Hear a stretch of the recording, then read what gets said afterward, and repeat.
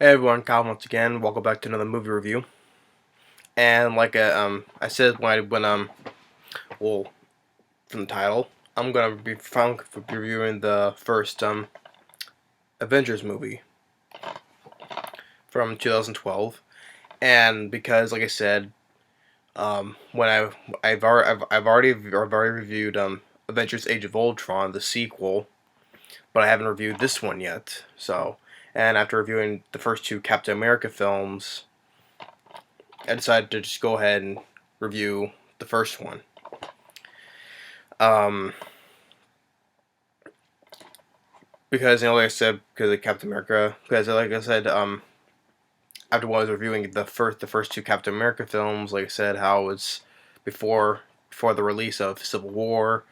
I just probably just get this one out of the way. So because I've already reviewed the sequel, which Age of Ultron, I absolutely love. So why not review the first one? And it was the now with the Avengers, after this whole thing, the cinematic universe was started after the release of the first Iron Man. They wanted to start building up, and they wanted to make the Avengers. Um, After the build up of all making all the solo movies with Captain America, Iron Man, Thor, the Incredible Hulk. So, and introducing Nick Fury and all the other ones. So, but then finally, the Avengers came out in 2012. It was a massive hit. It was the first film to make over 200 million on opening weekend domestically at the time now, and it made a billion 600 and oh actually it was a bit no it wasn't a billion, it was a billion 500 something, I forget how much it was, a billion 518 I think it was. Highest grossing movie of the year, and got a lot of praise. Has an 8.1 IMDb, has a 92% Rotten Tomatoes. Um, and they came up with a sequel, Age of Ultron, which I absolutely love, and then Avengers: Infinity War Part 1, Part 2, which the Russo brothers are both going to be directing back to back. Part 1 is going to be released in May 2018, then Part 2 May 2019. So, but the first film, I would say that I like Age of Ultron a lot more than the first one, because the first one I got a lot more entertainment, I got like more action, the more of the characters and involvement with the characters. Everyone doing has their own moments. The humor I liked more, but the first Avengers film I still do like. So, but the sequel I love even more. But the first one I still do like, because I still like the actors. I still enjoy Chris Evans as Captain America, Robert Downey Jr. as Iron Man, Chris Hemsworth as Thor, Samuel Jackson as Nick Fury. But this one they got Mark Ruffalo um replacing Edward Norton in the Incredible Hulk. But I liked Edward Norton in the Incredible Hulk. I was still would have preferred Edward Norton if he came back as the Hulk though. But after watching, as it went on, seeing Age of Ultron, Mark Ruffalo, I would say he has been quite a bit impressive me as the Incredible Hulk though. But although I still would have preferred to see what Edward Norton would have done if he still kept on playing Bruce Banner. But now I say that Mark Ruffalo, he does good as Bruce Banner and the Hulk. Scarlett Johansson and Jeremy Renner as Black Widow and Hawkeye, and then Tom Hiddleston comes back as Loki from first Thor. Stellan Skarsgard as Eric Selvig. Even Cobie Smulders playing as Maria Hill, and Gregg as Phil Coulson. Josh Whedon directed the first one, as he directed the sequel. As he's created the TV show Firefly, then the film Serenity. I thought he did just fine directing as for the first film, but I thought he did an absolutely great job directing the sequel even more. Um, and one of the writers, which I know is familiar with, Zach Penn, which he's been writing on films like he wrote Last Action Hero, Men in Black, he did an uncredited co-writing of Mask of Zorro, Suspect Zero, which which I really do like with Aaron Eckhart, um, Fantastic Four, X-Men Last Stand, and the Incredible Hulk. So he's a and even Inspector Gadget, really enough. So Zach Penn, he's a familiar writer that I do know. So just want to quickly mention him. But getting to the plot, it opens up in this with this research facility. Samuel Jackson as Nick Fury is there, along with Cobie Smulders as Maria Hill, Stellan Skarsgard as Eric Selvig, and Jeremy Renner as Hawkeye, which Hawkeye made a cameo appearance in the first Thor film as Thor was beating up all the Shield agents, and he's saying, "Hurry up! I'm starting to root for this guy." But Derek is that by this time they have the Tesseract, or the Cosmic Cube, as another name is, from Captain America, the first Avenger, because they got the Cosmic Cube or Tesseract, and now they have it. And then a portal opens up and Loki appears, and he has the scepter,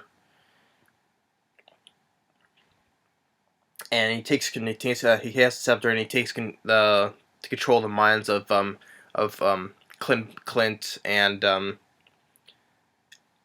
Selvig and some other people, and they escape, and along with the Tesseract as the place was going to blow.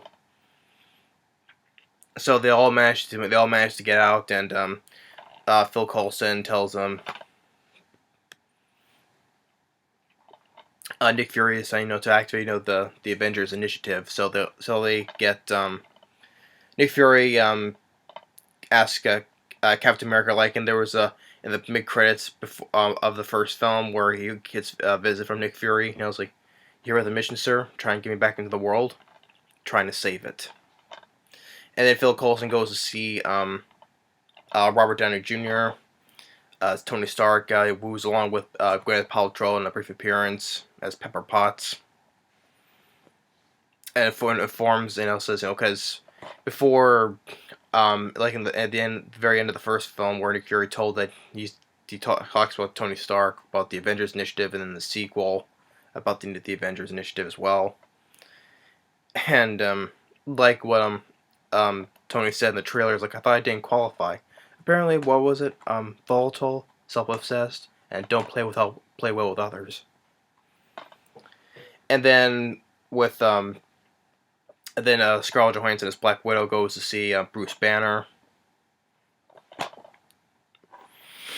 And then by this time they all get together on the Helicarrier. And this is where Phil Coulson, who's a fan of Captain America, he wants him to sign these old cards that from back in the day. And another funny moment where as they get in the Helicarrier, Tony Stark gives Nick Fury about $10. I thought that was kind of a funny moment right there.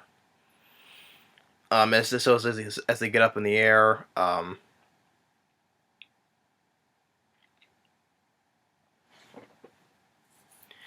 Loki go to this I think it's somewhere in Germany, I think it is, and where Hawkeye is under the mind control. I don't know why I'm still yawning. Maybe it's because I'm that tired, I don't know. But anyway, I'm still continuing what I'm doing. It looked like somewhere in Germany, and I think it is, and while Hawkeye was still in the mind control. That's the only issue. That's one of the issues I have, though. Even though Hawkeye, Renner was good as Hawkeye, though, but throughout most of the movie he was mind controlled, though. But even though it is when he does, he still gets it's nice to see him do some action towards the end, the third act, which I'll get into, though. But throughout the whole movie he was mind controlled, though, but didn't do that much. That's why I liked when he did a lot more in the sequel, Age of Ultron, and more about his character. But Loki has this device, like he has to get like this guy, to get his eye scan to get an important piece that's locked away, and he gets to a whole group of people, tells him to kneel. And, he has projects holographic images of himself, tells everybody to kneel.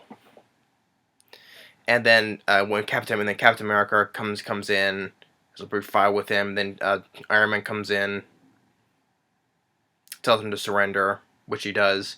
And as they take him, Thor comes in on the top of the plane. Then he goes and takes Loki, and Iron Man goes and follows him. Same with Captain America. Thor tells Loki, he wants him to come home, stop all this. Because he'll think, like I said, Loki is still, jealous of his brother Thor and all that, but because he still wants to be king, be ruler, but Loki tells him to stop. Thor tells him to stop, and tells him to come home, back to Asgard. And then Iron Man goes and quickly tackles Thor, and as Loki watches from above,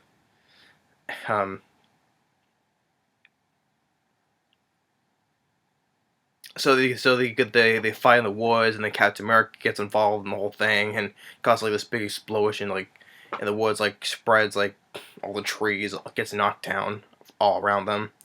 But then as they get back to the Helicarrier, where Loki is taken to custody, and he's put into this container, he pushed one button, the whole thing drops. And Nick Fury talking with him, says, "You have made me very desperate," like he said in the trailer. And he says, "Let me know if real power wants a magazine or something." And then Coulson talking with Thor. He mentions about Jane from Natalie Portman from the first Thor movie. Quit mentioning about her. Then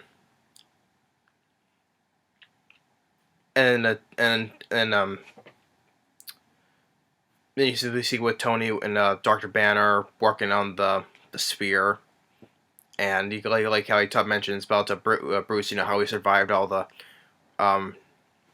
gamma radiation that should have killed him, saying that the Hulk saved him and stuff, and Captain America gets a little bit suspicious. He sneaks around, he finds finds this in this storage space, and opens up. There were some of a box containing some of the Hydra soldier gear that they kept, and Black Widow, Scarlett Johansson talking with Loki, how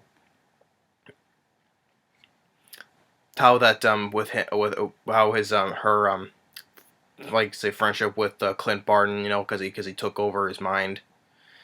Get into a little brief story about that, and then Loki toying with her and then mentions you brought the monster on board. You already brought the monster on board, and they're referring to Bruce Banner, and all of them, they all get into this one big argument. That's they all play to Loki's plan.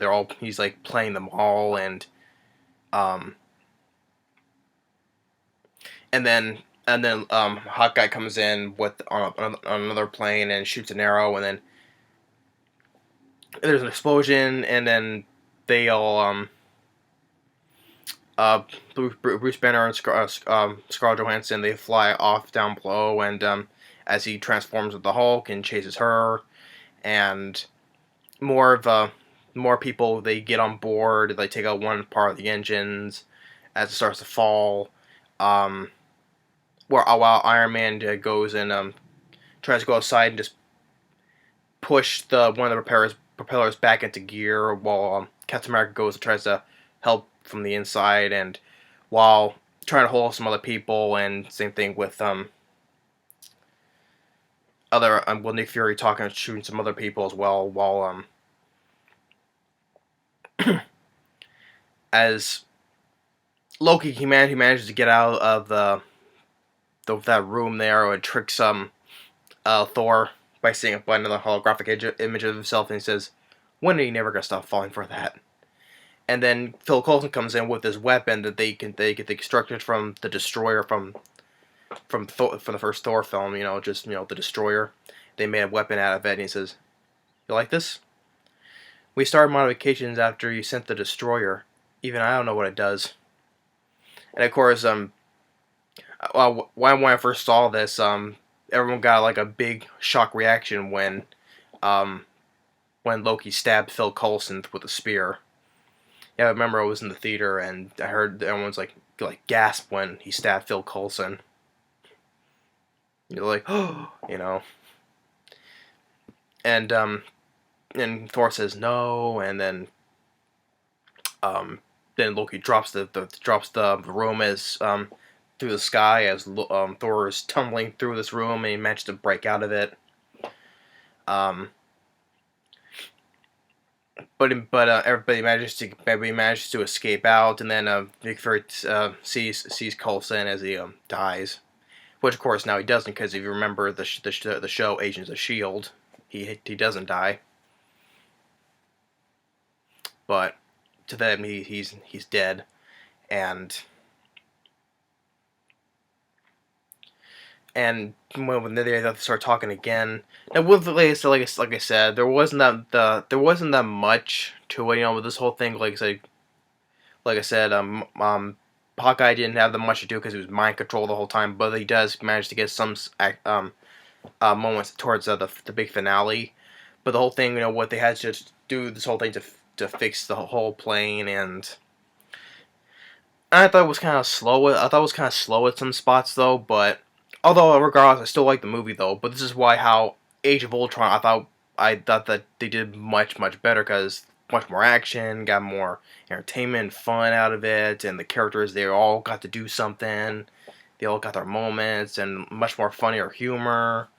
But regardless, I still like the movie. I still like the cast still, though. But I still say that even I would say Ultron was a much better villain than Loki in this one, though. But because another thing is having Loki coming back as a villain once again, even though I was fine with him being the villain in the first Thor film though, but him coming back as a villain once again though, but it was like on that though, but I still like Tom Hiddleston still was good as Loki regardless of that though, but so there's I have a couple of nitpicks though, but I still like the film regardless.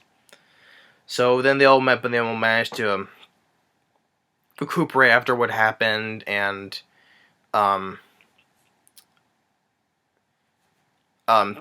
Tony Stark heads back to his his Stark Tower in New York, where he makes a machine to use the Tesseract to open up this wormhole to have his all army of the Chitauri is what they're called. Where Eric Selvig still mind controlled, he assembles the whole thing, and then Tony starts talking with Loki. He says, I plan to threaten you with your little stick of destiny. And it starts as we have a team. We have Super Soldier. We have a couple assassins, and your brother, the demigod. We have a Hulk, and if we can't stay on the Earth, we'll be damn sure we will avenge it. And Loki tries to take control of his mind, but it doesn't work as Tony has the thing around his chest. I forget what it was called. It doesn't work, but then he goes and grabs him by the neck and tosses him out. Well, Tony has his backup gear with him. Gets into the suit and he says, "There's one other person that you pissed off. His name was Phil." And then, though the wormholes open, all the army of the Chitauri start coming in, starts blasting. Even the whole thing I forget what they're called, the Chitauri whales, I think they were called, the big huge ones. And also by this time Clint Barton, he's no longer mind controlled because he was fighting with Scarlett Johansson. She knocks him out of it. And then they all managed to get together, and well, Bruce Banner, he jumped out the Helicarrier because he grabbed one fighter jet that was shooting at him, and he crash landed, and he's back to being Bruce Banner. And you have cameo appearance by Harry Dean Stanton, really enough, as his Scar says, "Oh, because he saw what happened." He's like, "Big green, and your son, you got an anger problem." So yeah, it was nice to see Harry Dean Stanton a cameo appearance right there. And then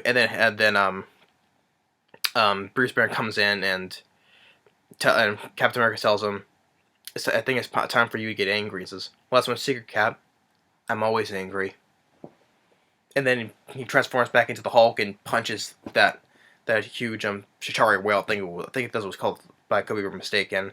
And then that's where you get the infamous scene in the trailer where it shows all of them together. The camera's panning, showing all of them together. And then Captain America's telling where to go, and then which part to go, and he's telling the Hulk, smash. And then you see the Hulk smile, and he starts smashing all of the Chitauri soldiers. And this is when again this third act, the finale. I thought it was satisfying to me. I enjoyed the third act, the whole big fight against the alien race, and it was pretty good, And one moment where Captain America and Iron Man are fighting together, and Iron Man uses Cap's shield, uses his blasters against Captain's shield to deflect and to hit some other ones. Clint Barton, Hawkeye, he's on the roof, he's shooting his arrows, and like when he's not looking, he shoots one. Or there's another period where Thor was fighting Loki, but he gets onto one of the other Chitauri ships and tells him to send the rest in, and Thor gets on top of the Chrysler building, uses his lightning to take down a whole bunch of them. Or in a moment where Captain America tells that there's cops down there, he tells where the cops were due, and the cop says, "Why should we listen to you?" And he fights more of the Chitauri right in front of him, and says, and tells him what to do. Immediately what he does what the captain says is, "Oh, we need men over here, whatever." And starts rescuing people as well. So over this whole one big fight, I do enjoy, and it was satisfying to me. And even though, like I said, I have a couple of nitpicks. Like I said, it was like the beginning because this whole thing was like this one big build to bring all the Marvel heroes together. That's what it's supposed to be about, though. But even though I have a couple of nitpicks, like I said, like it was slow at spots, and Hawkeye didn't have that much to do until the third act, though. But I've already explained this, so I don't want to keep on repeating myself. And then Hawkeye shoots one arrow at Loki and explodes, sending him back into Tony's building, and the Hulk comes in, which I thought sure everybody finds it very funny, because he says, "Enough! You can't kill me. I am a god, you dull creature," and Hulk just goes and picks him up and slams him back and forth, and and Loki's like this, and Hulk says, "Puny god." Now that was funny. I'm sure a lot of people do find that part funny. Even I think that was kind of funny as well. But they had to plan to close that hole because the Tesseract's the source of it, and they had to get the spear to close it. And then while it's going on, Nick Fury is talking with the High Council people, and actually, really enough, one of the members of the council people is actually played by Powers Booth. Really enough, I was like, "Oh, really? Hey, that's Powers Booth." I recognize them. I recognize who he is, because I mentioned before, Powers Booth has been in a lot of films. Like he was the bad guy in Sudden Death, great villain in the movie. So it was nice to see him in a little appearance in that movie, like he as one of the members of the council. Although he doesn't appear in Captain America: The Winter Soldier, where he saw the council again. But it was nice to see Powers Booth is there. But the council's telling him that they should launch a missile, to end all this against Nick Fury's orders. So they launch a nuclear missile, and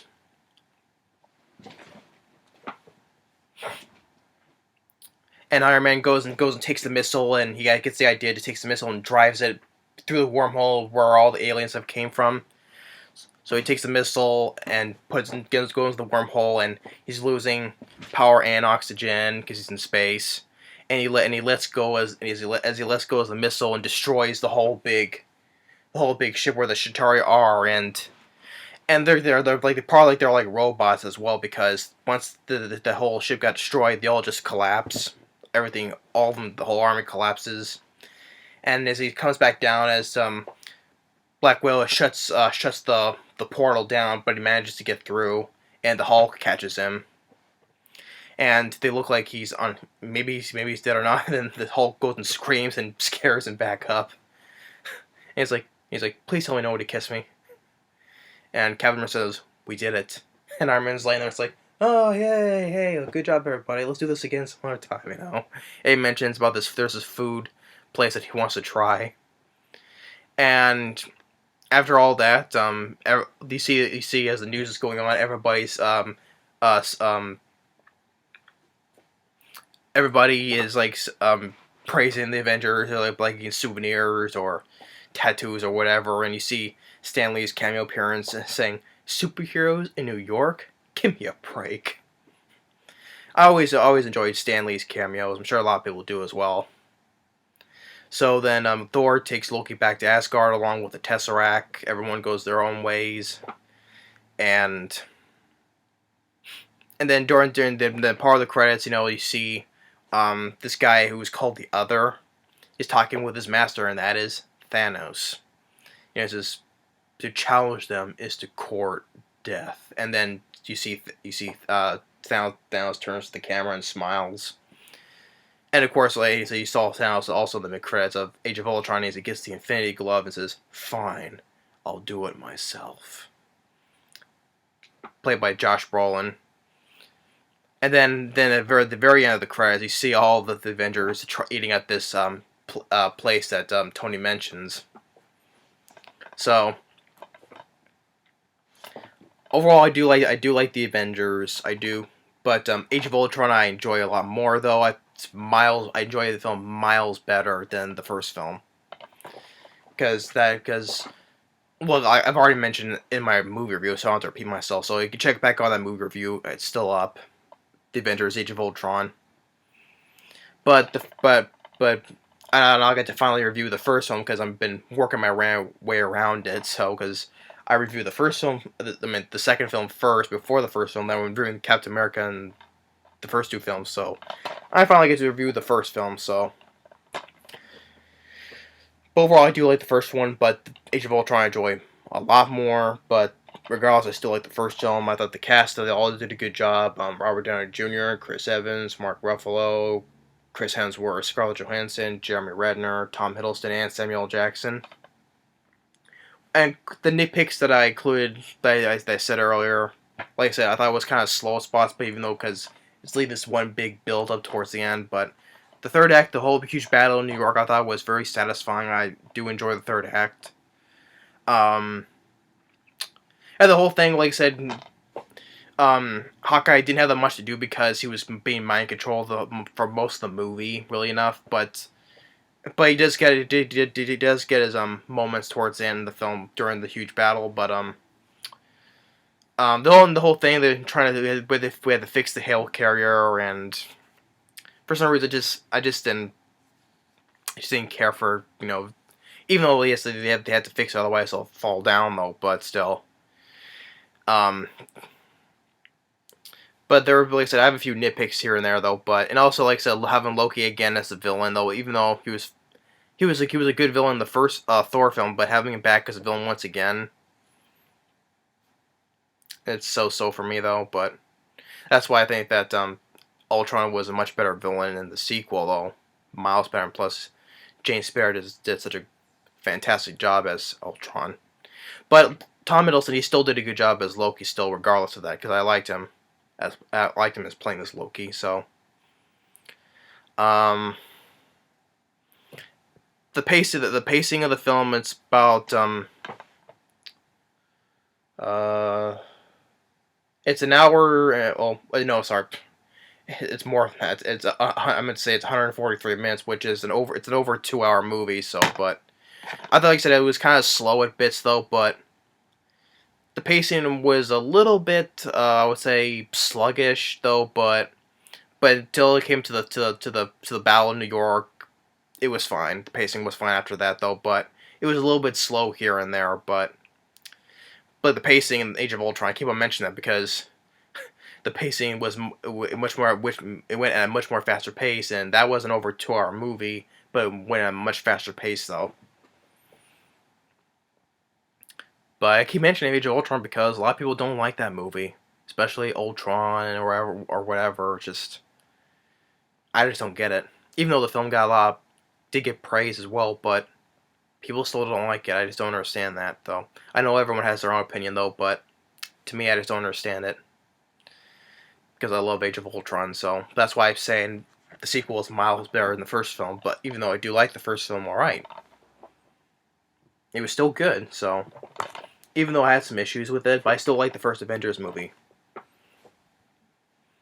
The score by Alan Silverstreet, I still like this. I still like the score, dun dun dun dun. The theme for the Avengers. But Josh Whedon, I thought he did a good job directing. But although I would disagree here, the best superhero film movie of all time, would disagree with that.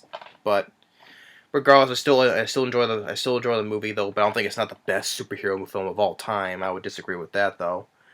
But or the back here says the Avengers is marvelous fun. I did have some fun moments, especially the Battle of New York. It was satisfying, so I did get some fun out of it. For features on this one, it has an audio commentary with director Joss Whedon, but it has assembling the ultimate team. Assembling all of the actors together as the Avengers. But overall, I still like the movie. So the first Avengers film I still like, even despite some issues though. And then you can check back on my review of Age of Ultron, which I already done. It's still up. You can check that out. But that's my review for the first Avengers film. Thanks for watching. Stay tuned on the next movie review. Later.